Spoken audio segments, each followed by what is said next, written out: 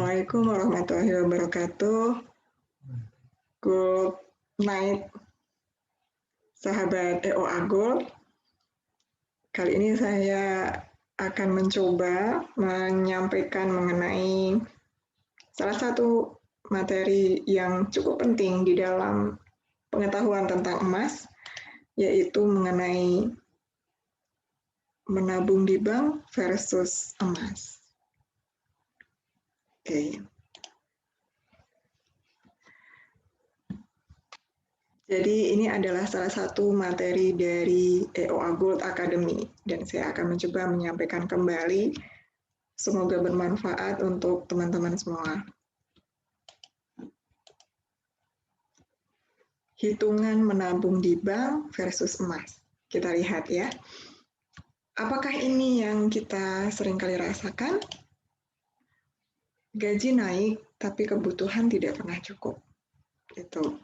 Atau mungkin kita juga merasa bahwa aset berkurang dengan menabung di bank. Ya, kemudian impian sulit terwujud karena harga impian kita semakin hari semakin mahal. Memiliki sifat yang konsumtif, kita menjadi boros, kemudian sulit menabung, gitu. Atau juga mungkin ada kebingungan bagaimana ya merencanakan masa depan, gitu.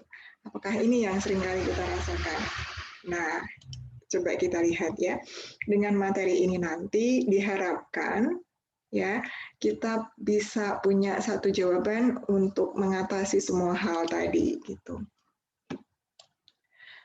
Jadi harapannya apa saja? Yang pertama bahwa aset kita akan lebih terjaga, kemudian hasil kerja keras kita juga tidak sia-sia, ya kemudian bisa membuat impian dengan lebih mudah tercapai gitu. Kemudian menahan sifat konsumtif kita dan juga lebih mudah merencanakan masa depan.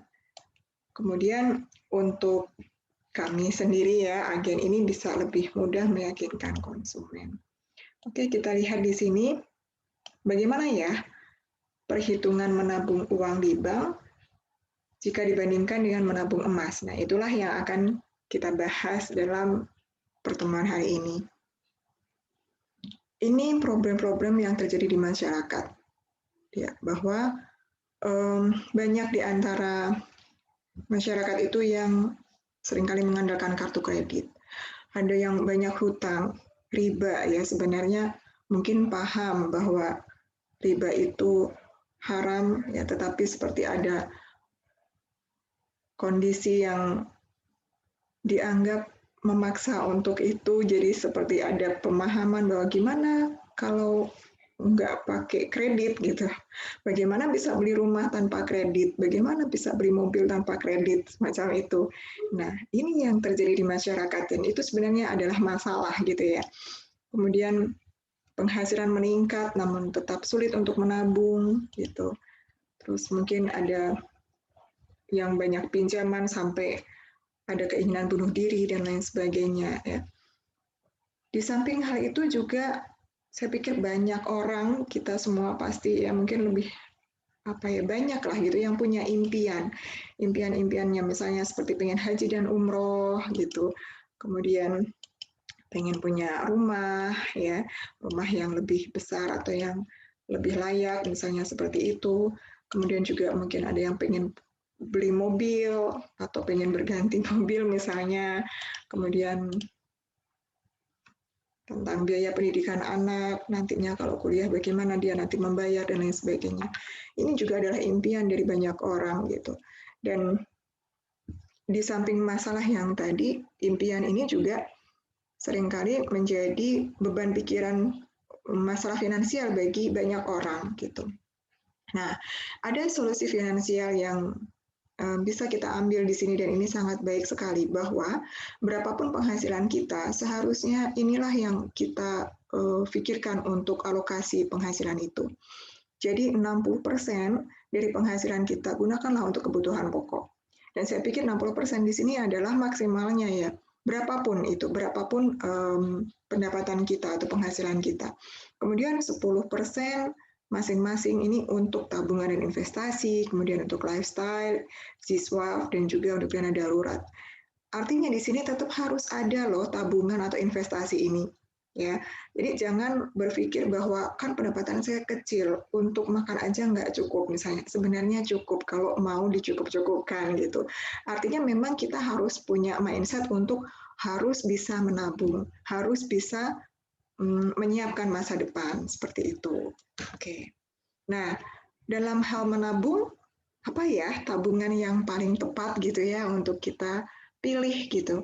Apakah sebaiknya menabung uang ataukah kita depositokan? Ya, misalnya menabung uang itu mungkin kita simpan saja di rumah uangnya seperti itu, ataukah di deposito di bank misalnya, ataukah dalam bentuk emas ya gitu. Nah, kita coba lihat ya. Oke. Statistik Bank Indonesia menyebut bahwa inflasi itu per tahunnya itu ada sekitar 5-8%. Ini menurut Bank Indonesia. Nah, artinya apa? Inflasi yang sebesar itu adalah bahwa harga barang dan jasa itu berarti naik 5-8% per tahun. Gitu. Gambaran dari inflasi ini adalah ya kira-kira seperti ini. Kalau kita membeli suatu makanan, katakanlah ya barang ya, makanan ini harganya nih 100.000 saat ini misalnya, tahun ini, dengan tingkat inflasi 6% per tahun, maka tahun depan harganya akan menjadi 106.000.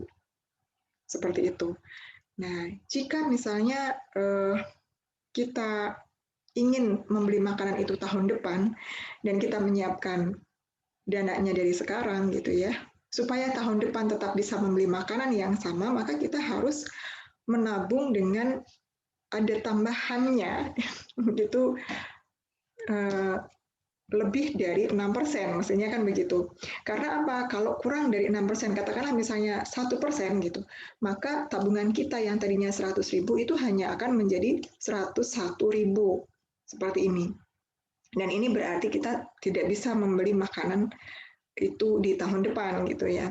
Tapi kalau kita punya tabungan yang bisa berkembang ya, setidaknya misalnya 15% dalam setahun itu, dan tabungan kita yang tadinya 100.000 menjadi 115.000, maka kita tetap akan bisa beli makanan ini meskipun harganya naik seperti itu. Ya. Nah, tabungan manakah yang kenaikannya bisa berada di atas inflasi, gitu kan?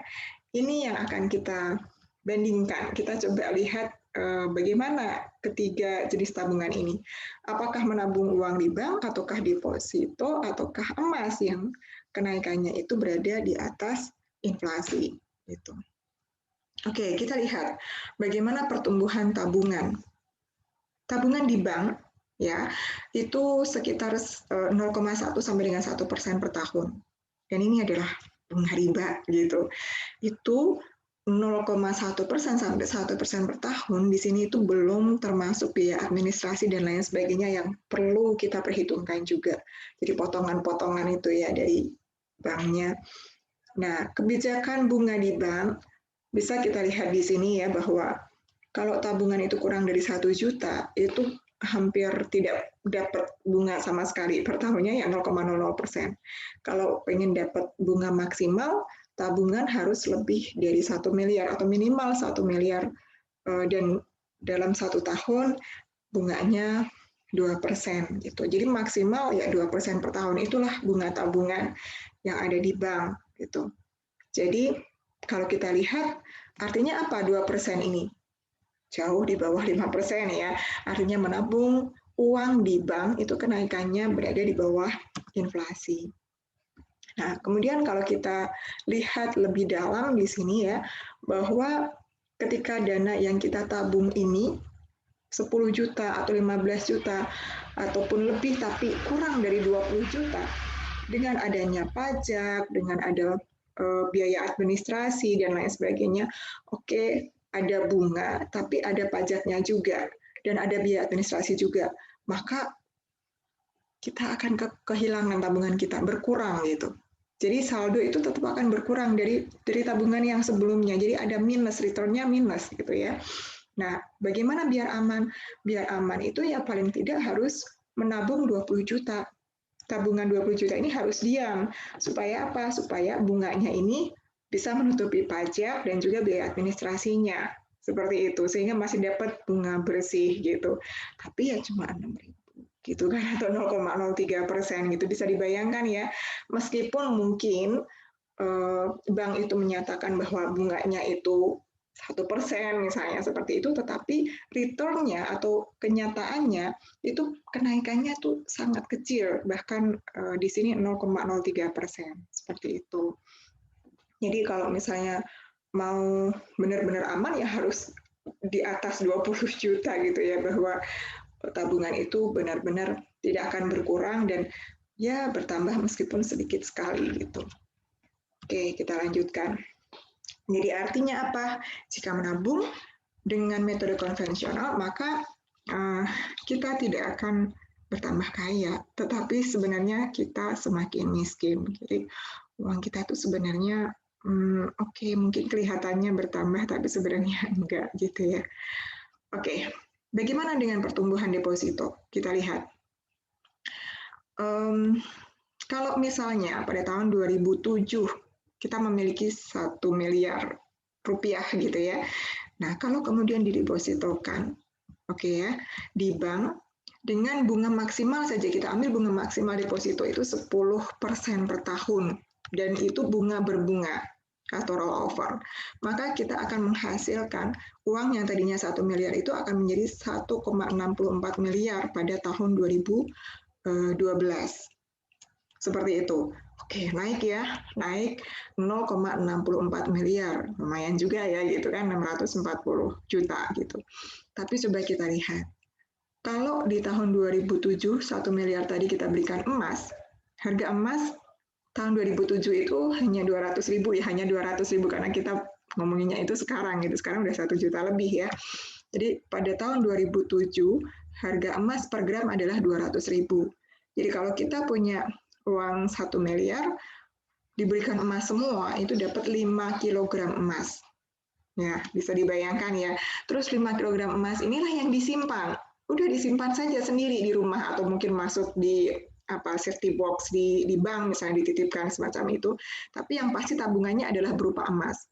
Maka pada tahun 2012 saat itu harga emas itu udah naik menjadi 550.000 per gram. Artinya 5 kg emas ini senilai dengan 2,75 miliar. Jadi bisa dibandingkan di sini. Kalau didepositokan tahun 2012 itu nilainya sekian uangnya. Tapi kalau ditabung dalam emas nilainya sekian. Selisihnya hampir atau lebih bahkan ya, lebih dari 1 miliar. Jadi sebenarnya kalau kita kurang cerdas untuk memilih menabung dengan cara apa, itu bisa sebenarnya kita kehilangan potensi yang begitu besar, kita kehilangan harta kita, tetapi kita nggak ngerasa gitu. Nah itulah itu sebenarnya masalah ya, bahwa kita bermasalah tapi kita merasa tidak punya masalah, dan itu lebih berat sebenarnya. Oke, coba kita lihat ya. Jadi di sini ada dari pusatdata.kontan.co.id.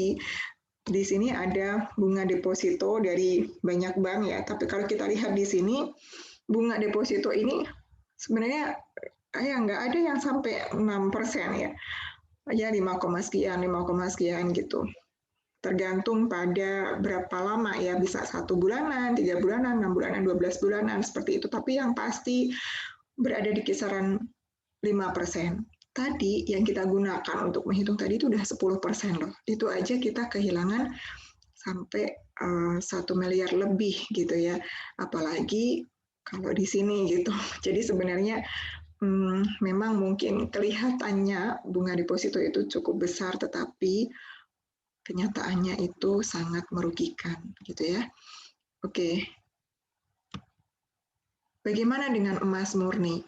Bagaimana pertumbuhannya? Nah, kita coba lihat bahwa pertumbuhan nilai dari emas murni atau logam mulia itu ternyata 15-40% per tahun. Kita lihat grafiknya di sini.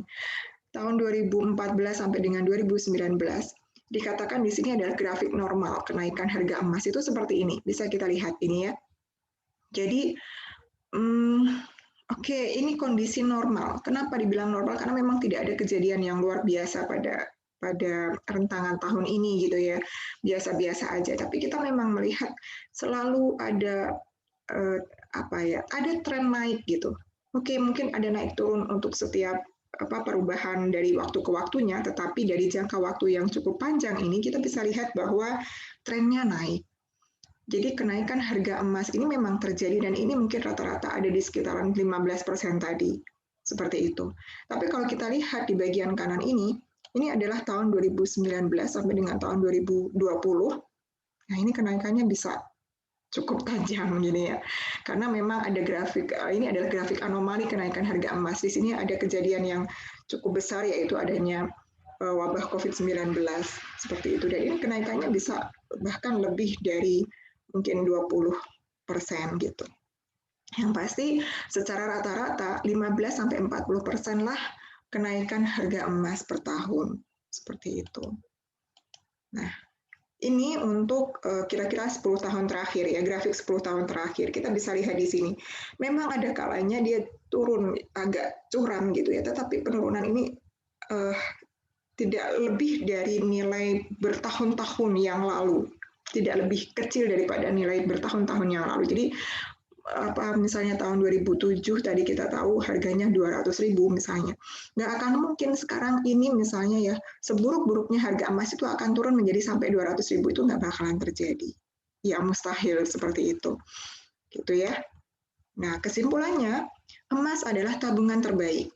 Artinya, biarpun kenaikan yang mungkin rata-rata terkecilnya itu 15%, tetap itu adalah lebih dari kenaikan harga barang-barang atau inflasi tadi. Seperti itu. Sehingga menyimpan emas untuk impian-impian kita itulah keputusan yang terbaik. Impian-impian itu artinya sesuatu yang memang secara jangka panjang ingin kita capai gitu. Jadi kalau kita menabung dalam emas di jangka panjang, saya rasa itu benar-benar bukan keputusan yang tepat. Gitu ya. Nah, apa saja sih kira-kira impian masa depan kita gitu kan? Mungkin ada yang pengen haji. Nah, kita lihat dulu di sini harga 1 gram emas dari November 2019 sampai dengan 10 Agustus ya di sini 2020. Nah, seperti ini pergerakannya. Ya. Pada November 2019 itu masih seharga 768.000. Pada Agustus ya, itu mencapai 1.063.000. Jadi naik hampir ya sekitar berapa ini ya, 300.000 ya kan.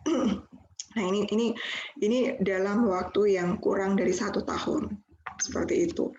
Oke, kita coba lihat bagaimana kalau ada yang berencana naik haji gitu.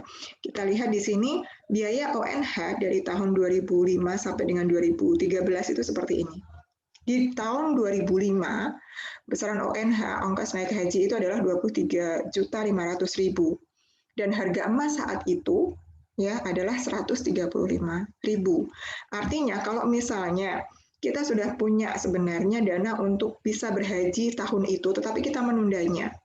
Misalnya kita menunda untuk berangkat saat itu, maka uang ini kemudian kita mau simpan dulu.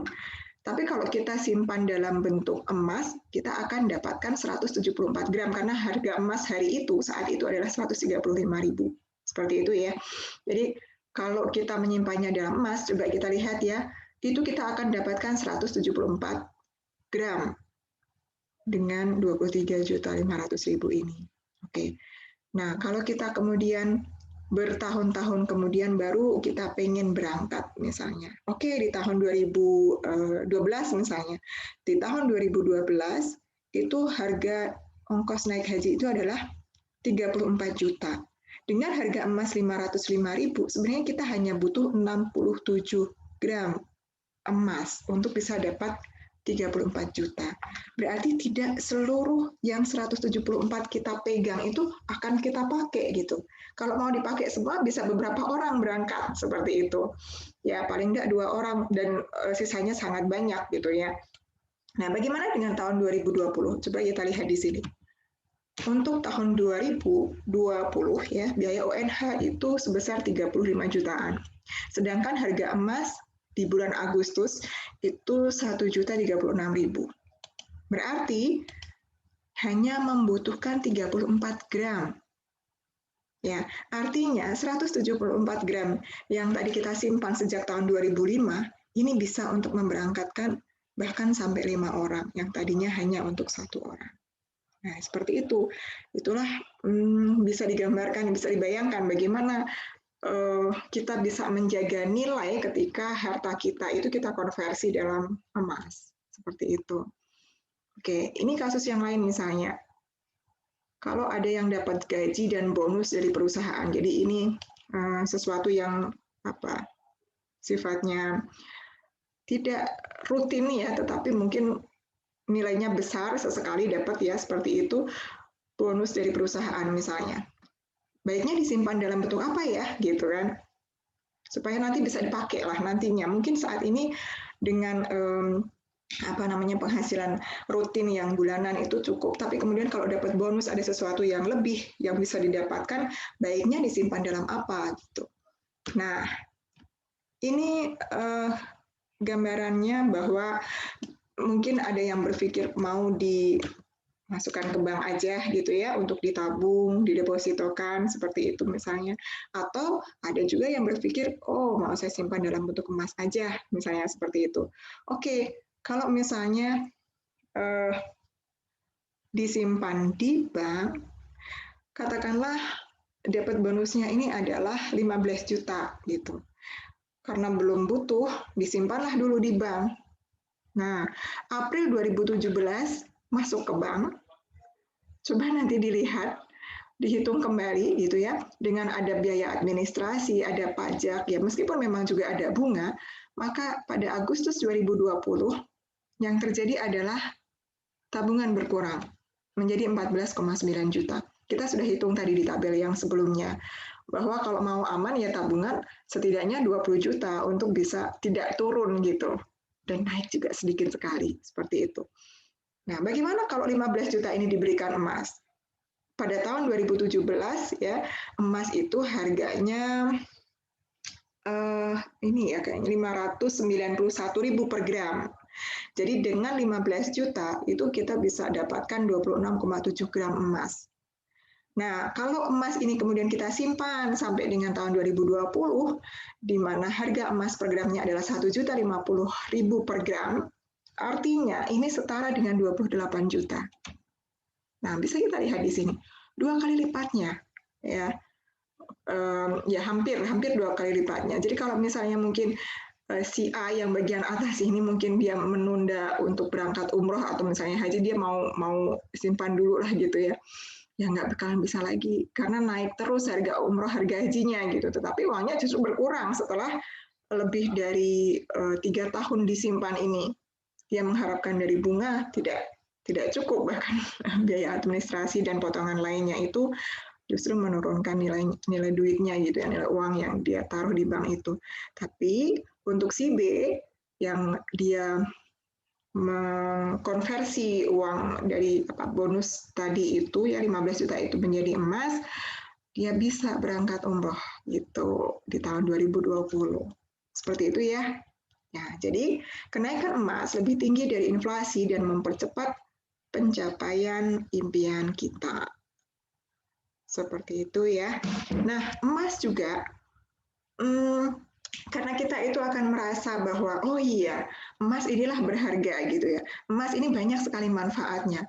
Maka emas juga akan menahan diri dari sifat konsumtif. Gitu. Orang mungkin sebenarnya banyak yang berbelanja bukan karena kebutuhan. Banyak yang berbelanja itu karena keinginan gitu. Tetapi ketika kita menyadari bahwa oh ternyata daripada buat sesuatu yang sebenarnya kita nggak terlalu butuh gitu. Sebenarnya itu hanya keinginan saja. Mungkin beli handphone ada yang harganya 2 juta, ada yang harganya belasan juta misalnya. Tetapi kalau fungsinya sebenarnya sama gitu, kita akan lebih berpikir bahwa oke, selisihnya lebih baik buat beli emas daripada harus beli handphone yang mahal misalnya semacam itu. Ya, ini banyak kebutuhan rata-rata kebutuhan orang gitu ya, dan banyak juga diantaranya yang sifatnya adalah konsumtif gitu, dan itu bisa menahan diri kita untuk melakukan itu ketika kita berpikir tentang berharganya emas ini. Jadi lebih baik buat beli emas aja lah gitu daripada untuk belanja yang macam-macam yang sebenarnya tidak begitu diperlukan seperti itu.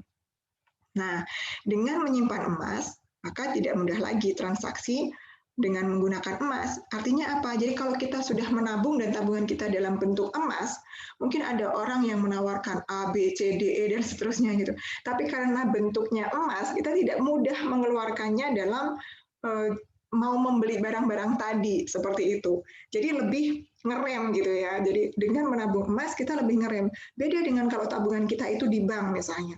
Ada kartu debitnya gitu ya, atau kalau misalnya dalam uang elektronik misalnya, wah itu lebih mudah lagi gitu kan, keluar untuk belanja online dan lain sebagainya, itu mudah sekali untuk dibelanjakan.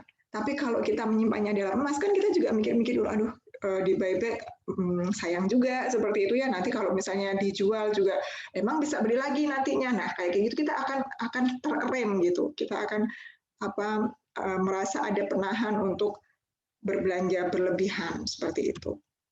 Oke, jadi ini tabel perbandingan menabung uang di bank dan emas, bahwa kalau menabung di bank terdampak inflasi, jelas ya, bahwa inflasi itu tiap tahun selalu ada. Tadi sudah dikatakan di dalam di statistik Bank Indonesia ada 5-8% per tahunnya. Jadi menabung di bank ini pasti terdampak inflasi dan juga dana sulit berkembang gitu, karena ya udah mentok segitu aja gitu kan ya. Kemudian bunga tabungan itu rendah, dan catatan ya, bunga tabungan itu jelas adalah riba ya, dan seringan-ringannya hukuman riba itu adalah seperti berzina dengan ibu kandungnya sendiri ya, seperti itu. Kemudian berikutnya adalah dia ada beban biaya administrasi. Tapi kalau kita lihat dari 3 hal yang pertama tadi ya, untuk menyimpan emas yang kita pegang sendiri tentunya di sini jelas dia anti inflasi. Kenapa? Karena kenaikan harga emas jauh di atas kenaikan inflasi atau di atas persentase inflasi per tahunnya. Kemudian nilainya juga cenderung naik setiap tahunnya. Ini emas nggak usah diapa-apain, itu memang nilainya juga akan naik gitu. Dia lebih bisa mempertahankan ini. Jadi mungkin sebenarnya bukan emasnya itu harganya naik ya, tetapi karena memang rupiahnya yang nilainya semakin turun gitu. Jadi sebenarnya emas ini menjaga nilai dari aset kita seperti itu. Emas juga anti riba karena nggak perlu berbunga-bunga untuk bisa menaikkan harganya. Kemudian tanpa biaya penyimpanan. Jadi kalau kita simpan sendiri tentu nggak perlu pakai biaya penyimpanan. Misalnya pun kita mau simpan di safety box di bank misalnya, itu tidak akan melebihi dari biayanya, itu ya tidak akan melebihi dari kenaikan harga emas setiap tahunnya, masih jauh di bawahnya seperti itu ya. Dan biayanya itu tidak sebesar biaya admin secara total ya kalau kita misalnya menabung di bank tadi itu ya. Kemudian yang berikutnya keempat di sini, kalau menabung di bank itu dikenakan biaya pajak setiap bulan, tapi kalau menabung emas tidak kena pajak setiap bulan ya. Yang ada adalah kita harus membayar zakat, dan itu pun kalau sudah mencapai nisabnya ya 85 gram dalam 1 tahun kita memang punya emas itu ya. Dan tentu ada keberkahan di sana ketika memang perintah Allah itu dijalankan gitu. Jadi itu tidak akan menjadi beban atau menjadi masalah buat kita terus nggak usah nyimpen emas, nanti kalau udah banyak harus bayar zakatnya. Nggak bisa, itu mindset yang menurut saya juga kurang pas ya. Karena ketika Allah memerintahkan itu berarti tentu ada keberkahan, tentu ada kebaikan yang ada di baliknya, dan harusnya dengan seperti itu kita terus berusaha supaya emas kita itu bisa sampai ke sana, supaya bisa membayarkan zakat gitu, dan itu akan bermanfaat buat banyak orang. Kemudian dalam menabung di bank ini ada limitasi dan juga aturan bank. Tapi kalau kita menyimpan emas, maka kita sendiri yang mengelola, aset freedom gitu. Kita bebas mengelolanya untuk apa saja. Seperti itu. Tetapi kalau menabung di bank itu mungkin ada batasan. Karena apa? Karena ya tadi misalnya, nggak boleh dong kalau kurang dari 15 juta atau kurang dari 20 juta. Nanti bisa berkurang terus misalnya kayak gitu, atau saldo minimal itu sekian misalnya kayak gitu kan ada ya di bank itu. Jadi nggak boleh saldo yang kurang dari sekian misalnya kayak gitu. Seperti itu. Kemudian ketika ada gangguan sistem yang tidak uang ini tidak bisa ditarik atau ada potensi hilang. Nah, ini lebih repot lagi sebenarnya, karena memang harta kita dipegang orang lain, seperti itu ya. Aset kita dipegang sama orang lain. Uang ini masuk di bank, ya sudah masuk di bank gitu kan. Tapi kalau kemudian ada sistem yang terganggu misalnya, maka uang bisa saja tidak bisa ditarik dan berpotensi hilang. Jadi jangan juga berpikir bahwa aman lah pasti di sana misalnya kayak gitu. Coba nanti kita lihat ya. Nah, sedangkan kalau menyimpan emas ini lebih mudah untuk dicairkan. Jadi likuiditasnya cukup tinggi. Jadi sebenarnya mudah untuk dijual, ya, tetapi kan tentu tidak semudah kita kalau sudah pegang uang seperti yang tadi saya sampaikan. Oke, ini bisa kita lihat video tentang nasabah Bukopin yang punya deposito cukup besar ya, tapi sulit untuk dicairkan.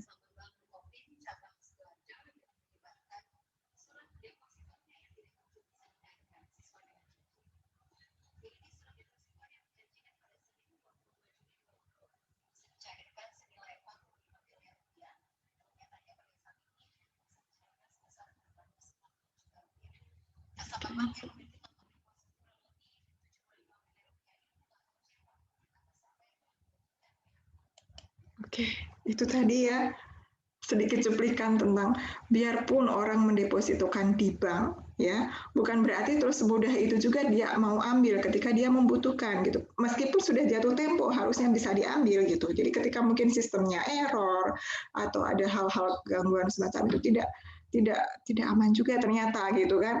Dia punya 70 miliar, 75 miliar bahkan ya seharusnya, tapi dia cuma bisa mengambil 640 juta seperti itu. Ya, oke. Jadi, bagaimana cara agar dapat terhindar dari jebakan inflasi dan juga mendapatkan semua manfaat emas? Jadi, seperti yang tadi saya sampaikan, bisa dilihat bahwa memang menabung yang terbaik itu antara bank, deposito, ya, ataukah emas, tentu emaslah jawabannya. Dan bagaimana caranya biar bisa mendapatkan semua manfaat emas ini? Oke, caranya seperti ini ya. Langkah yang pertama adalah buat alokasi dana yang ideal. Jadi dari penghasilan yang kita punya, itu berapa yang memang harus kita gunakan untuk kebutuhan, dan tadi jangan lupa harus selalu sisihkan, harus selalu ada dana untuk tabungan gitu. Ya, kemudian yang kedua adalah menetapkan impian yang dihitung dengan emas. Kita punya mimpi apa? Misalnya pengen beli rumah misalnya. Nah, rumah ini harganya berapa saat ini? Harganya misalnya katakanlah rumah yang kita impikan itu harga saat ini adalah misalnya 300 juta. Misalnya 300 juta itu kita coba hitung dalam emas. Jadi kalau saat ini emas harganya sekitar 1 juta, artinya 300 juta itu sama atau setara dengan 300 gram emas. Maka itulah yang menjadi target dari tabungan kita. Jadi 300 gram. Ya, seperti itu. Jadi yang kemudian harus kita lakukan adalah menabung dalam emas dengan target 300 gram. Dan nantinya ketika 300 gram itu sudah tercapai, rumah ini sudah pasti akan bisa terbeli. Rumah yang seperti itu. Bahkan biasanya menjadi lebih murah gitu. Lebih murah dalam arti gramnya ya. Mungkin tidak harus menghabiskan 300 gram seluruh tabungan kita, tapi bisa kurang dari itu. Seperti itu ya. Nah, jadi kalau di dalam ini ya, konsumen fokus kepada manfaat menabung emas secara rutin. Adapun keuntungan dari selisih kenaikan harga emas itu adalah bonus. Ya. Jadi mungkin kalau dari konsumen yang ingin menabung emas, tentu yang menjadi targetnya adalah bagaimana biar impiannya itu bisa tercapai dengan cara menabung dalam bentuk emas, seperti itu saja. Kita tidak memikirkan bahwa berapa lama naiknya, berapa lama lagi naiknya, dan seterusnya. Tetapi cukup dengan menyimpan aset itu dalam emas, itu sudah cukup gitu ya. Bahwa ada selisih kenaikan harga emas, nah itu adalah bonusnya, seperti itu. Tapi kalau buat agen, ya agent of gold, seperti saya dan teman-teman yang lain yang sebagai agen, maka akan mendapatkan keuntungan sekaligus manfaat dari menabung emas yang berfokus pada membangun peradaban. Kenapa kok di sini dikatakan membangun peradaban? Karena memang di dalam EOA Gold sendiri itu punya satu visi dan misi yang besar gitu ya, membangun peradaban EOA ya, yang di sana ada muslimin yang kuat spiritualnya, kemudian finansialnya dan juga sosialnya gitu. Jadi sebagai seorang muslim kita harus kaya ya, kita juga harus dermawan dan kita juga harus kuat spiritualnya seperti itu. Nah, jadi simpanlah uang di bank secukupnya untuk operasional hidup. Selebihnya konversikan dengan emas, maka aset Anda akan terjaga dan impian Anda akan lebih mudah dan cepat tercapai. Seperti itu. Semoga bermanfaat ya teman-teman, dan mohon maaf lahir batin jika ada yang kurang berkenan. Kurang lebihnya saya mohon maaf. Saya Rita Rahmawati undur diri. Assalamualaikum warahmatullahi wabarakatuh.